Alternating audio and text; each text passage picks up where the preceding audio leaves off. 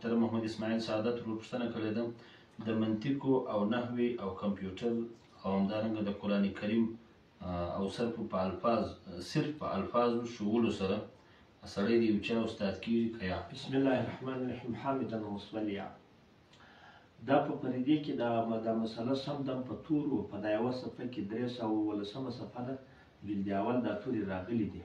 هغه ښه دا ده چې د قرآن په صرف الفاظو هم سړی نه استاد کېږي او د هغه رقم په منطقو هم نه استاد کېږي، په حکمتو په هېڅ چیله نه استاد کېږي. چپله د فقه مسایل هغه مسله که د قرآن یوه مسله ورته وایم استاد دی، دا بیا نه غواړي چې 20 مسلې سي د په استادۍ په رتبه کې به خود هغه چې ډېر سبقان یې پر ویلي وي هغه به تر بل زیات وي، خو استاد صرف په دیني مسایلو کې کېږي. په دیني مسایلو کې هغه په دغه کې استاد کېږي چې دین مسله که یوه ور وشي نه استاد دی، نو دغه کار هم په اکثره کې استاد زده کوي چې هغه حافظ ګمان نه کوم، خو بیا کې یو منځ یو شی ور زده کوي هغه هم بېرته په استادانو کې دی.